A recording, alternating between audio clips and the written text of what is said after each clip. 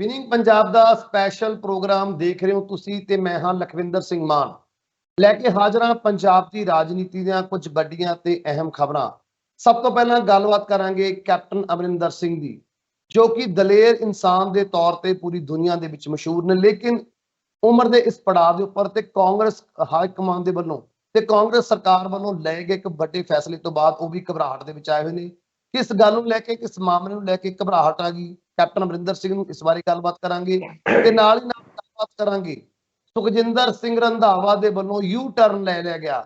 ਕਿਸ ਮਾਮਲੇ ਦੇ ਵਿੱਚ ਸੁਖਜਿੰਦਰ ਸਿੰਘ ਰੰਧਾਵਾ ਦੇ ਵੱਲੋਂ ਯੂ ਟਰਨ ਲਿਆ ਗਿਆ, ਇਸ ਬਾਰੇ ਵੀ ਗੱਲਬਾਤ ਕਰਾਂਗੇ ਤੇ ਨਾਲ ਹੀ ਨਾਲ ਗੱਲਬਾਤ ਕਰਾਂਗੇ ਹਰਸਿਮਰਤ ਕੌਰ ਬਾਦਲ ਦੇ ਉਸ ਬਿਆਨ ਦੀ, ਜਿਹੜਾ ਬਿਆਨ ਉਹਨਾਂ ਨੇ BSF ਦੇ ਅਧਿਕਾਰ ਖੇਤਰ ਨੂੰ ਵਧਾਉਣ ਦੇ ਲਈ ਲਿਆ ਤੇ ਨਾਲ ਹੀ ਕਾਲੇ ਕਾਨੂੰਨਾਂ ਬਾਰੇ ਉਹਨਾਂ ਨੇ ਇੱਕ ਵਾਰ ਫਿਰ ਤੋਂ ਵੱਡਾ ਬਿਆਨ ਦਿੱਤਾ ਕਿ ਕਾਲੇ ਕਾਨੂੰਨ ਕਿਸ ਤਰ੍ਹਾਂ ਰੱਦ ਹੋਣਗੇ। ਇਸ ਬਾਰੇ ਵੀ ਗੱਲਬਾਤ ਕਰਾਂਗੇ ਤੇ ਗੱਲਬਾਤ ਕਰਨ ਦੇ ਲਈ ਮੇਰੇ ਨਾਲ ਜੁੜੇ ਹੋਏ ਨੇ ਪ੍ਰੋਫੈਸਰ ਮਨਜੀਤ ਸਿੰਘ ਅਣਖੀ ਸਾਹਿਬ। ਸਭ ਤੋਂ ਪਹਿਲਾਂ ਉਹਨਾਂ ਦਾ ਸਵਾਗਤ ਕਰਾਂਗੇ। ਅਣਖੀ ਸਾਹਿਬ ਜੀ, ਪ੍ਰੋਗਰਾਮ ਦੇ ਵਿੱਚ ਸਵਾਗਤ ਹੈ। ਬਹੁਤ ਬਹੁਤ ਸ਼ੁਕਰੀਆ ਜੀ। ਅਣਖੀ ਸਾਹਿਬ, ਜਿਵੇਂ ਕਿ ਪੂਰੀ ਦੁਨੀਆ ਜਾਣਦੀ ਹੈ, ਸਾਡੇ ਪੰਜਾਬੀ ਲੋਕ ਜਾਣਦੇ ਨੇ ਕਿ ਕੈਪਟਨ ਅਮਰਿੰਦਰ ਸਿੰਘ ਇੱਕ ਦਲੇਰ ਇਨਸਾਨ ਨੇ। ਉਹ ਕਦੇ ਘਬਰਾਉਂਦੇ ਨਹੀਂ, ਚਾਹੇ ਉਹਨਾਂ ਦੀ ਆਲੋਚਨਾ ਹੁੰਦੀ ਰਹੇ ਜਾਂ ਪੂਰੀ ਰਾਜਨੀਤੀ ਉਹਨਾਂ ਦੇ ਅਗੇਂਸਟ ਖੜ ਜੇ, ਉਹ ਕਦੇ ਵੀ ਘਬਰਾਉਂਦੇ ਨਹੀਂ। ਲੇਕਿਨ ਕੱਲ ਜਿਸ ਤਰ੍ਹਾਂ ਦਾ ਉਹਨਾਂ ਦੇ ਉੱਪਰ ਵੱਡਾ ਹਮਲਾ ਕੀਤਾ ਗਿਆ ਸੀ ਅਰੂਸਾ ਆਲਮ ਨੂੰ ਲੈ ਕੇ, ਜੋ ਕਿ ਕੈਪਟਨ ਅਮਰਿੰਦਰ ਸਿੰਘ ਦੇ ਪਾਕਿਸਤਾਨੀ ਮਹਿਲਾ ਮਿੱਤਰ ਨੇ, ਉਹਨਾਂ ਦੀ ਜਾਂਚ ਦੀ ਗੱਲ ਕਹੀ ਗਈ ਸੀ ਡਿਪਟੀ CM ਸੁਖਜਿੰਦਰ ਸਿੰਘ ਰੰਧਾਵਾ ਦੇ ਵੱਲੋਂ। ਉਸ ਤੋਂ ਬਾਅਦ ਥੋੜੀ ਜਿਹੀ ਘਬਰਾਹਟ ਦੇ ਵਿੱਚ ਨੇ ਤੇ ਉਹਨਾਂ ਦੇ ਵੱਲੋਂ ਵੱਡੇ ਬਿਆਨ ਦਾਗ ਦਿੱਤੇ ਗਏ ਨੇ ਡਿਪਟੀ CM ਨੂੰ ਲੈ ਕੇ, ਜਾਂ ਫਿਰ ਉਹਨਾਂ ਨੇ ਨਿਸ਼ਾਨੇ ਉੱਪਰ ਕੇਂਦਰ ਸਰਕਾਰ ਨੂੰ ਲਿਆ, ਕਿਉਂਕਿ ਉਹਨਾਂ ਨੇ ਕਿਹਾ ਜਦੋਂ ਅਰੂਸਾ ਆਲਮ ਪਹਿਲੀ ਵਾਰ ਪਾਕਿਸਤਾਨ ਆਈ ਸੀ ਉਸ ਟਾਈਮ UPA ਸਰਕਾਰ ਸੀ ਤੇ ਬਕਾਇਦਾ ਸਰਕਾਰ ਤੋਂ ਪਰਮਿਸ਼ਨ ਲੈ ਕੇ NSA ਦੇ ਜੋ ਉਸ ਸਮੇਂ ਦੇ ਮੁਖੀ ਸੀ ਉਹਨਾਂ ਦੀ ਜਾਂਚ ਤੋਂ ਬਾਅਦ ਹੀ ਇਹਨਾਂ ਨੂੰ ਵੀਜ਼ਾ ਦਿੱਤਾ ਗਿਆ ਸੀ। ਤੇ ਲੇਕਿਨ ਹੁਣ ਸਾਰੇ ਦਾ ਸਾਰਾ ਠੀਕਰਾ ਮੇਰੇ ਸਿਰ ਉੱਪਰ ਭੰਨਿਆ ਗਿਆ, ਸੋ ਘਬਰਾਉਂਦੇ ਹੋਏ ਨਜ਼ਰ ਆਏ ਨੇ ਅਰੂਸਾ ਦੀ ਜਾਂਚ ਨੂੰ ਲੈ ਕੇ। ਕਿਵੇਂ ਦੇਖ ਰਹੇ ਹੋ ਪੂਰੇ ਮਾਮਲੇ ਨੂੰ? ਦੇਖੋ ਮਾਨ ਸਾਹਿਬ, ਜਿਹੜੀ ਅਰੂਸਾ ਆਲਮ ਦੀ ਜਿਹੜੀ ਸਥਿਤੀ ਹੈ ਇਹ ਅੱਜ ਦੀ ਨਹੀਂ, ਇਹ ਪਿਛਲੇ 16 ਸਾਲਾਂ ਤੋਂ ਬਣੀ ਹੈ। ਪਰ ਅੱਗੇ ਗੱਲਾਂ ਜਿਹੜੀਆਂ ਦੱਬੀ ਜ਼ਬਾਨ 'ਚ ਹੁੰਦੀਆਂ ਸੀ, ਹੁਣ ਗੱਲਾਂ ਸੱਥਾਂ ਦੇ ਵਿੱਚ ਹੋਣ ਲੱਗ ਪਈਆਂ, ਪਰਿਆਂ ਦੇ ਵਿੱਚ ਗੱਲਾਂ ਹੋਣ ਲੱਗ ਪਈਆਂ। ਤੇ ਜਦੋਂ ਪਰਿਆਂ 'ਚ ਜਾਂ ਸੱਥਾਂ 'ਚ ਗੱਲ ਹੋਵੇ ਤਾਂ ਕੁਦਰਤੀ ਤੌਰ 'ਤੇ ਫਿਰ ਘਬਰਾਹਟ ਤਾਂ ਹੁੰਦੀ ਹੈ।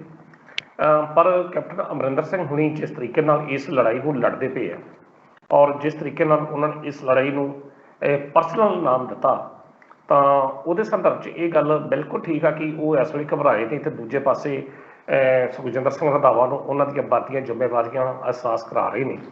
ਔਰ ਇੱਕ ਕਿਸਮ ਦੀ ਟਵੀਟ ਜੰਗ ਜਿਹੜੀ ਇਸ ਸਮੇਂ ਨਵਜੋਤ ਸਿੱਧੂ ਲੜਦੇ ਹੁੰਦੇ ਸੀ, ਉਹ ਹੁਣ ਕੈਪਟਨ ਅਮਰਿੰਦਰ ਤੇ ਸੁਖਜਿੰਦਰ ਸਿੰਘ ਰੰਧਾਵਾ ਟਵੀਟ ਲਾਈ ਜਿਹੜੀ ਆ ਟਵਿੱਟਰ ਦੇ ਥਰੂ ਲੜਦੇ ਪਏ ਆ। ਪਰ ਇਹਦੇ ਨਾਲ ਜਿਹੜੀਆਂ ਸਥਿਤੀਆਂ ਪੰਜਾਬ ਦੇ ਜਿਹੜੇ ਅਸਲ ਲੋਕ ਮੁੱਦੇ ਨੇ ਉਹ ਨੱਪੇ ਜਾ ਰਹੇ ਆ, ਕਿਉਂਕਿ ਹੁਣ ਸਾਰਾ ਧਿਆਨ ਜਿਹੜਾ ਆ ਉਹ ਅਰੂਸਾ ਆਲਮ ਵੱਲ ਆ ਗਿਆ। ਨਹੀਂ ਤਾਂ 16 ਸਾਲ ਪਹਿਲਾਂ ਵੀ ਤਾਂ ਅਰੂਸਾ ਆਲਮ ਇੱਥੇ ਸਿਸਵਾ ਫਾਰਮ 'ਚ ਰਹਿੰਦੀ ਰਹੀ ਆ, ਔਰ ਇਹੋ ਹੀ ਸੁਖਜਿੰਦਰ ਸਿੰਘ ਰੰਧਾਵਾ ਉਹਨਾਂ ਦੇ ਨਾਲ ਬੈਠ ਕੇ ਡਿਨਰ ਕਰਦੇ ਰਹੇ ਆ, ਪਾਰਟੀਆਂ ਦੇ ਵਿੱਚ ਸ਼ਾਮਲ ਹੁੰਦੇ ਰਹੇ ਆ, ਜਿਸ ਤਰੀਕੇ ਨਾਲ ਸੁਖਬੀਰ ਬਾਦਲ ਨੇ ਕੱਲ੍ਹ ਗੱਲ ਕੀਤੀ। ਹੁਣ ਜਿਹੜੀਆਂ ਸਥਿਤੀਆਂ ਨੇ ਹੁਣ ਇਸ ਤਰੀਕੇ ਦੀਆਂ ਆ ਗਈਆਂ ਕਿ ਇਹ ਜਿਹੜਾ ਨਿੱਜਲਾ ਵਾਰ ਕੀਤਾ ਗਿਆ ਕੈਪਟਨ ਅਮਰਿੰਦਰ ਸਿੰਘ ਉੱਤੇ ਸੁਖਜਿੰਦਰ ਸਿੰਘ ਰੰਧਾਵਾ ਵੱਲੋਂ, ਕੁਝ ਲੋਕ ਤਾਂ ਇਹ ਗੱਲ ਕਹਿ ਰਹੇ ਆ ਕਿ ਇਸ ਕਰਕੇ ਕਹਿ ਰਹੇ ਕਿ ਕੈਪਟਨ ਅਮਰਿੰਦਰ ਸਿੰਘ ਹੁਣੀ ਨਵੀਂ ਪਾਰਟੀ ਬਣਾਉਣ ਦੇ ਮੂਡ 'ਚ ਨਹੀਂ ਤੇ ਉਹਨਾਂ ਨੂੰ ਇਹ ਚੱਕਰ 'ਚ ਉਲਝਾਤਾ ਜਾਵੇ ਕਿ ਫਿਰ ਉਹ ਦੂਜੇ ਪਾਸੇ ਸੋਚ ਹੀ ਨਾ ਸਕਣ। ਕੁਝ ਲੋਕ ਇਹ ਕਹਿੰਦੇ ਆ ਕਿ ਕੈਪਟਨ ਅਮਰਿੰਦਰ ਸਿੰਘ ਹੋਣਾ ਦੀ ਜਿਹੜੀ ਸ਼ਖਸੀਅਤ ਆ, ਜਿਸ ਤਰੀਕੇ ਨਾਲ ਉਹ ਬੀਤੇ ਦਿਨਾਂ 'ਚ ਕਾਂਗਰਸ ਹਾਈ ਕਮਾਨ ਤੇ ਵਾਰ ਕਰਦੇ ਪਏ ਆ, ਉਸੇ ਤਰੀਕੇ ਨਾਲ ਉਹਨਾਂ ਨੂੰ ਟਾਰਗੇਟ ਕੀਤਾ ਜਾਵੇ। ਸਥਿਤੀਆਂ ਜੋ ਮਰਜ਼ੀ ਹੋਣ, ਕਾਰਨ ਜੋ ਮਰਜ਼ੀ ਹੋਣ, ਪਰ ਇਸ ਵੇਲੇ ਜਿਹੜੀ ਪੰਜਾਬ ਦੀ ਮੌਜੂਦਾ ਰਾਜਨੀਤੀ ਆ ਉਹ ਬੜੀ ਹੇਠਲੇ ਪੱਧਰ ਤੇ ਆ ਗਈ ਆ।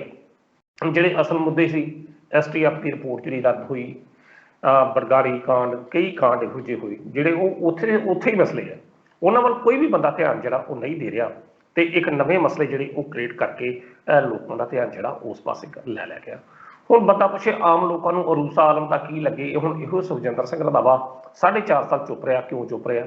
ਉਸ ਵਕਤ ਵੀ ਤਾਂ ਅਰੂਸਾ ਆਲਮ ਵਿੱਚ ਸੀ ਨਾ, ਮਤਲਬ ਉਦੋਂ ਵੀ ਰਹਿੰਦੀ ਰਹੀ, ਜਾ ਕੇ ਇਹ ਕੱਚ ਦੇ ਗਲਾਸ ਭਰ ਕੇ ਫੜਾਉਂਦੇ ਰਹੇ ਰਾਣਾ ਸੋਢੀ ਵਰਗੇ ਬੰਦੇ। ਤਾਂ ਉਹ ਪੁਲਿਸ ਨੂੰ ਇਹੀ ਗੱਲ ਕੈਪਟਨ ਅਮਰਿੰਦਰ ਸਿੰਘ ਨੇ ਵੀ ਕਹੀ ਹੈ ਵੀ ਤੁਸੀਂ ਹੁਣ ਤੱਕ 450 ਤੱਕ ਇਹ ਕੋਈ ਮੁੱਦਾ ਨਹੀਂ ਚੱਕਿਆ, ਕਿਉਂਕਿ ਮੁੱਦਾ ਹੈ ਹੀ ਨਹੀਂ ਸੀ। ਹੁਣ ਤੁਸੀਂ ਆਪਣੀ ਸ਼ਾਖ ਬਚਾਉਣ ਦੀ ਗੱਲ ਕਰ ਰਹੇ ਹੋ। ਜਿਹੜੇ ਮੁੱਦਿਆਂ ਨੂੰ ਲੈ ਕੇ ਤੁਸੀਂ ਨਵੀਂ ਸਰਕਾਰ ਬਣਾਈ ਹੈ, ਤੁਸੀਂ ਉਸ ਮੁੱਦਿਆਂ ਵੱਲ ਧਿਆਨ ਦਿਓ। ਤੁਸੀਂ ਅਰੂਸਾ ਆਲਮ ਨੂੰ ਵਿੱਚ ਕਿਉਂ ਘੜੀਸ ਰਹੇ ਹੋ? ਇਹੀ ਗੱਲ ਕੈਪਟਨ ਅਮਰਿੰਦਰ ਸਿੰਘ ਕਹਿੰਦੇ ਨਜ਼ਰ ਆਏ ਨੇ ਵੀ ਤੁਸੀਂ ਪੰਜਾਬ ਦੇ ਮੁੱਦਿਆਂ ਦੀ ਗੱਲ ਕਰੋ, ਆਪਣਾ ਟਾਈਮ ਬਰਬਾਦ ਨਾ ਕਰੋ।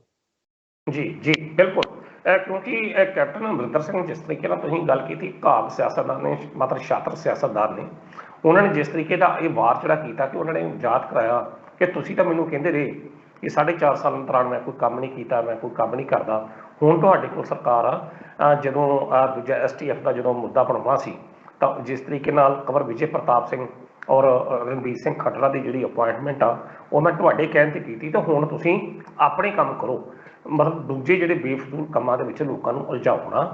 ਤਾਂ ਗੱਲ ਵੀ ਗਿਣਤੀ ਦੇ 100 ਦਿਨ ਜਿਹੜੇ ਬਚਦੇ ਨੇ ਸਰਕਾਰ ਕੋਲ, 100 ਦਿਨ ਹੀ ਬਚਦਾ ਵਾ, ਤੇ ਇਹਨਾਂ 100 ਦਿਨਾਂ ਦੇ ਵਿੱਚ ਜੇ ਤਾਂ ਕੈਪਟਨ ਸੁਖਜਿੰਦਰ ਸਿੰਘ ਰੰਧਾਵਾ ਅਰੂਸਾ ਆਲਮ ਦੇ ਚੱਕਰਾਂ ਦੀ ਕੈਪਟਨ ਦੀ ਜਾਂਚ ਕਰਾਉਂਦੇ ਰਹੇ, ਫਿਰ ਤਾਂ ਅਸਲ ਮੁੱਦੇ ਜਿਹੜੇ ਨਾ ਉਹ ਥੱਲੇ ਮਿੱਟੀ ਘੱਟੇ ਜਿਹੜੇ ਨਾ ਉਹ ਪੈ ਜਾਂਦੇ। ਤੇ ਸਰਕਾਰਾਂ ਦੀ ਚਾਲਾਂ ਇਹੋ ਹੀ ਹੁੰਦੀਆਂ ਨੇ ਜਿਸ ਤਰੀਕੇ ਨਾਲ ਇਸ ਵੇਲੇ ਜਿਹੜੀਆਂ ਪ੍ਰਵਿਰਤੀਆਂ ਜਿਹੜੀਆਂ ਚੱਲਦੀਆਂ ਪਈਆਂ। ਸੋ ਸੁਖਜਿੰਦਰ ਸਿੰਘ ਰੰਧਾਵੇ ਨੂੰ ਘੱਟ ਤੋਂ ਘੱਟ ਤੇ ਇਹੋ ਜਿਹੇ ਪੱਧਰ ਦੀ ਗੱਲਬਾਤ ਕਰਦੀ, ਜਾਂ ਤਾਂ ਕੈਪਟਨ ਅਮਰਿੰਦਰ ਸਿੰਘ ਹੋਣਾ ਨੇ ਤਾਂ ਕਲੀਅਰ ਕਹਿ ਦਿੱਤਾ ਕਿ ਠੀਕ ਹੈ ਜੇ ਤੁਸੀਂ ਜਾਂਚ ਕਰਾਉਣੀ ਹੈ ਤੇ ਕਰਾਓ। ਕੈਪਟਨ ਅਮਰਿੰਦਰ ਸਿੰਘ ਇਸ ਵੇਲੇ ਕਾਂਗਰਸ ਦੇ ਨਾਲ ਮਤਲਬ ਜੀਣ ਮਰਨ ਦੀ ਲੜਾਈ ਲੈ ਕੇ ਉਹ ਚੱਲਦੇ ਪਏ ਨੇ, ਜਾਂ ਮੈਂ ਨਹੀਂ ਜਾਂ ਤੂੰ ਨਹੀਂ। ਹੁਣ ਜਿਸ ਤਰੀਕੇ ਨਾਲ ਸੁਖਜਿੰਦਰ ਸਿੰਘ ਰੰਧਾਵੇ ਨੇ ਕੱਲ੍ਹ ਟਵੀਟ ਕੀਤਾ ਤਾਂ ਉਹਨਾਂ ਨੇ ਮਿੰਟ ਨਹੀਂ ਲਾਇਆ ਸੋਨੀਆ ਗਾਂਧੀ ਔਰ ਅਰੂਸਾ ਆਲਮ ਦੀ ਜਿਹੜੀ ਪਿਕਚਰ ਆ ਉਹ ਪਬਲਿਸ਼ ਕਰ ਦਿੱਤੀ। ਇਸ ਤੋਂ ਭਾਵ ਕੀ ਹੈ ਕਿ ਉਹ ਮਤਲਬ ਲੜਾਈ ਨੂੰ ਆਰ ਪਾਰ ਦੀ ਲੜਾਈ ਕਰਨ ਦੇ ਮੂਡ 'ਚ ਨੇ। ਕਹਿੰਦਾ ਕਿ ਹਾਂ ਦੱਸੋ ਇਹ ਵੇਖੋ, ਉਹਨੇ ਕਿਹਾ ਕਿ 2004 ਤੋਂ ਆਉਂਦੀ ਆ ਔਰ ਰਾਹ ਦੀ ਔਰ IB ਦੀ ਰਿਪੋਰਟ ਤੋਂ ਮਿਨਿਸਟਰੀ ਆਫ ਐਕਸਟਰਨਲ ਅਫੇਅਰ ਦੇ ਸਭ ਕੁਝ ਉਹਨਾਂ ਨੇ ਜਿਹੜੇ ਤੱਥ ਪੇਸ਼ ਕੀਤੇ ਨੇ। ਠੀਕ ਹੈ, ਕਹਿੰਦਾ ਫਾਈਨਾਂਸ ਕਹਿੰਦਾ ਮੈਂ ਵੀ ਕਰਦਾ ਰਿਹਾ, ਫਿਰ ਕੀ ਹੋ ਗਿਆ। ਹੁਣ ਕਹਿਣ ਦਾ ਅਰਥ ਇਹ ਆ ਕਿ ਇਸ ਲੜਾਈ ਨੂੰ ਤੁਸੀਂ ਖੜਨਾ ਕਿਹੜੇ ਬੰਨੇ ਆ। ਕੀ ਪੰਜਾਬ ਦੇ ਲੋਕਾਂ ਨੂੰ ਅਰੂਸਾ ਆਲਮ ਦਾ ਨਾਮ ਦਾ ਇੰਟਰਸਟ ਹੋ ਸਕਦਾ?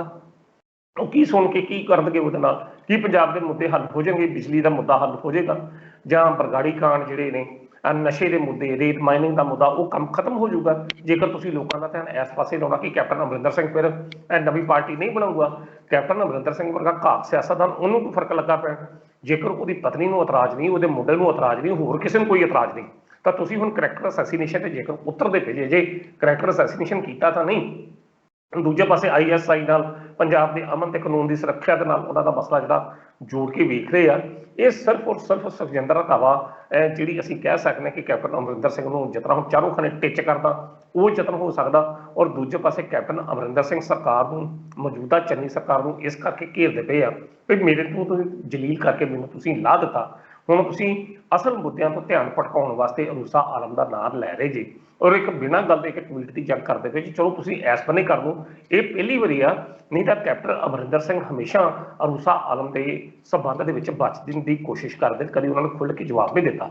ਪਰ ਜਿਸ ਤਰੀਕੇ ਨਾਲ ਹੁਣ ਉਹ ਕਲੀਅਰ ਕੱਟ ਸੋਸ਼ਲ ਮੀਡੀਆ ਤੇ ਆ ਗਏ ਨੇ ਤਾਂ ਇਸ ਗੱਲ ਨੂੰ ਉਹਨਾਂ ਨੇ ਪੂਰਾ ਤੌਰ ਤੇ ਠੋਕ ਕੇ ਜਿਹੜਾ ਜਵਾਬ ਦਿੱਤਾ, ਤਾਂ ਇਹ ਤਾਂ ਗੱਲ ਇਹੋ ਹੀ ਸਾਹਮਣੇ ਆਉਂਦੀ ਆ ਕਿ ਕੈਪਟਨ ਅਮਰਿੰਦਰ ਸਿੰਘ ਹੁਣੇ ਵੀ ਆਰ ਪਾਰ ਲੜਾਈ ਕਰਨ ਦੇ ਮੂਡ 'ਚ ਨੇ, ਤੇ ਦੂਜੇ ਪਾਸੇ ਸੁਖਜਿੰਦਰ ਸਿੰਘ ਰੰਧਾਵਾ ਹੁਣ ਜਿਹੜੇ ਪੰਜਾਬ ਦੇ ਡਿਪਟੀ ਮੁੱਖ ਮੰਤਰੀ ਨੇ, ਗ੍ਰਹਿ ਮੰਤਰੀ ਨੇ, ਉਹ ਵੀ ਆਰ ਪਾਰ ਦੀ ਲੜਾਈ 'ਚ ਕਰਨ ਦੇ ਮੂਡ 'ਚ ਨੇ ਕਿ ਕਿਸੇ ਤਰੀਕੇ ਨਾਲ ਹੁਣ ਕੈਪਟਨ ਸਾਹਿਬ ਨੂੰ ਉੱਠਣ ਨਾ ਦਿੱਤਾ ਜਾਵੇ। ਉਹਨਾਂ ਨੂੰ ਇਹੋ ਜਿਹਾ ਅਣਕੀ ਸਰ, ਜਿਵੇਂ ਤੁਸੀਂ ਕਹਿੰਦੇ ਸੁਖਜਿੰਦਰ ਸਿੰਘ ਰੰਧਾਵਾ ਵੀ ਆਰ ਪਾਰ ਦੀ ਲੜਾਈ ਦੇ ਮੂਡ ਦੇ ਵਿੱਚ ਨੇ, ਲੇਕਿਨ ਹੁਣ ਆਪਾਂ ਇਸ ਮੁੱਦੇ ਦੀ ਗੱਲ ਕਰੀਏ ਤਾਂ ਉਹਨਾਂ ਵੱਲੋਂ ਯੂ ਟਰਨ ਲੈ ਗਿਆ ਜੀ, ਕਿਉਂਕਿ ਜਦੋਂ ਇਹਨਾਂ ਨੇ ਟਵੀਟ ਕੀਤਾ ਸੀ ਉਸ ਤੋਂ ਬਾਅਦ ਇਧਰੋਂ ਕੈਪਟਨ ਅਮਰਿੰਦਰ ਸਿੰਘ ਨੇ ਵੀ ਟਵੀਟ ਕਰਕੇ ਫੋਟੋ ਵਾਇਰਲ ਕਰਤੀ ਸੋਨੀਆ ਗਾਂਧੀ ਦੇ ਨਾਲ ਵੀ। ਇਹ ਸਵਾਲ ਮੈਨੂੰ ਇਕੱਲੇ ਤੋਂ ਕਿਉਂ ਪੁੱਛੇ ਜਾ ਰਹੇ ਨੇ? ਤੁਸੀਂ ਇਹ ਸਵਾਲ ਸੋਨੀਆ ਗਾਂਧੀ ਤੋਂ ਕਿਉਂ ਨਹੀਂ ਪੁੱਛਦੇ? ਤੁਸੀਂ NSA ਤੋਂ ਸਵਾਲ ਕਿਉਂ ਨਹੀਂ ਪੁੱਛਦੇ ਵੀ ਉਹਨੂੰ ਵੀਜ਼ਾ ਦਿੱਤਾ ਕਿਵੇਂ ਜਾ ਰਿਹਾ? ਉਸ ਤੋਂ ਬਾਅਦ ਸੁਖਜਿੰਦਰ ਸਿੰਘ ਰੰਧਾਵਾ ਨੂੰ ਦਿੱਲੀ ਤਲਬ ਵੀ ਕਰ ਲਿਆ ਗਿਆ ਇਸ ਮਾਮਲੇ ਨੂੰ ਲੈ ਕੇ।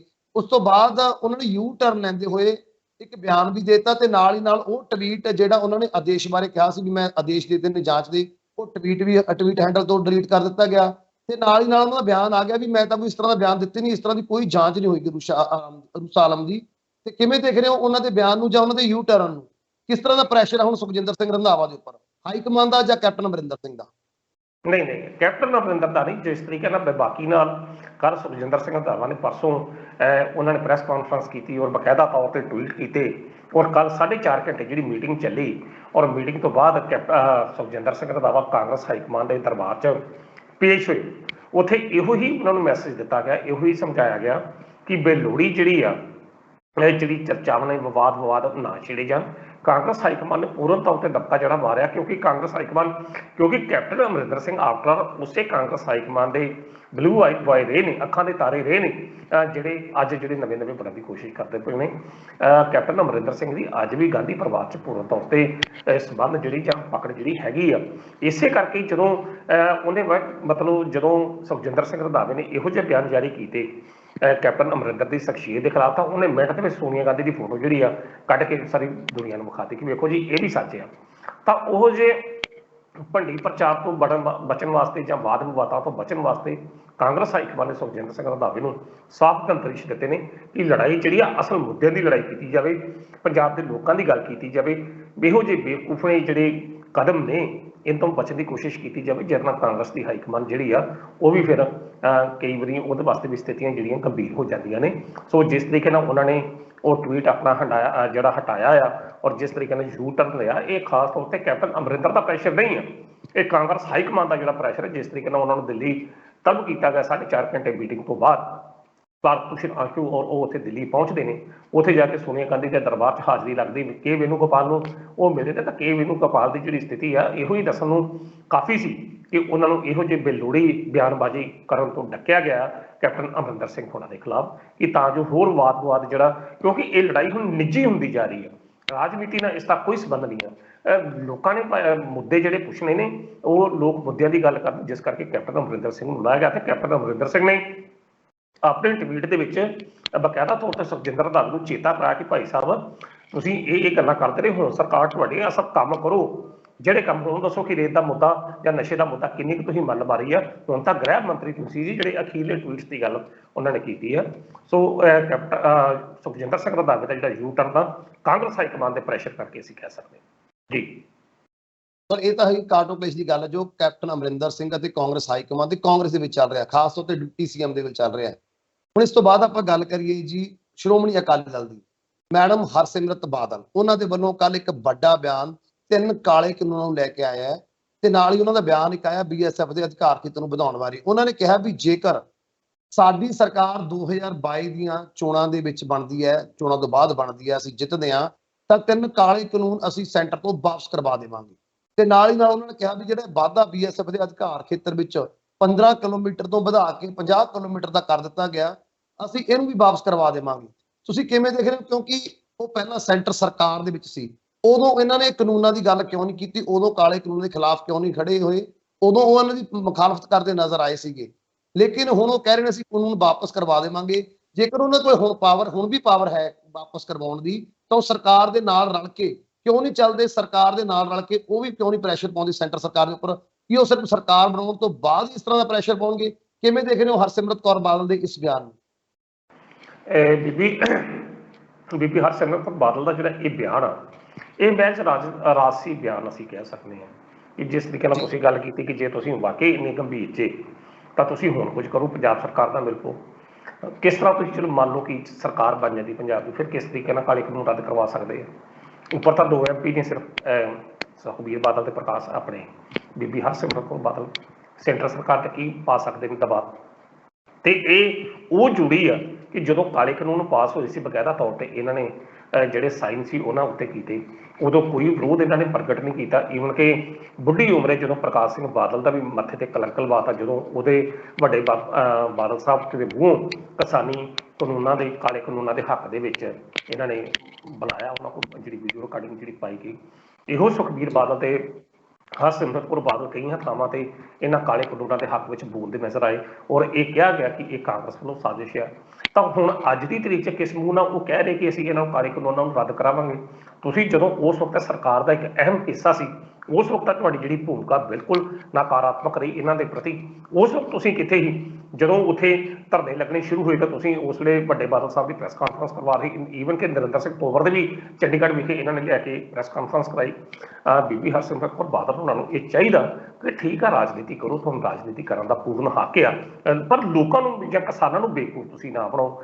ਤੇ ਬਾਕੀ ਗੱਲ ਇਹ ਆ ਮਾਨ ਸਾਹਿਬ, ਪੰਜਾਬ ਦੇ ਲੋਕ ਹੁਣ ਅਕਾਲੀ ਦਲ ਦੇ ਅਸਲ ਚਿਹਰੇ ਨੂੰ ਪੂਰਨ ਤੌਰ ਤੇ ਜਾਣੂ ਹੋ ਚੁੱਕੇ ਆ। ਅਕਾਲੀ ਦਲ ਦੇ ਨਹੀਂ, ਸਾਰੀ ਜਿੰਨੀਆਂ ਵੀ ਰਾਜਨੀਤਿਕ ਪਾਰਟੀਆਂ ਨੇ ਇਸ ਕਿਸਾਨੀ ਅੰਦੋਲਨ ਨੇ ਬੜਿਆਂ ਦੇ ਚਿਹਰਿਆਂ ਨੂੰ ਨੰਗਾ ਜਿਹੜਾ ਕਰਤਾ।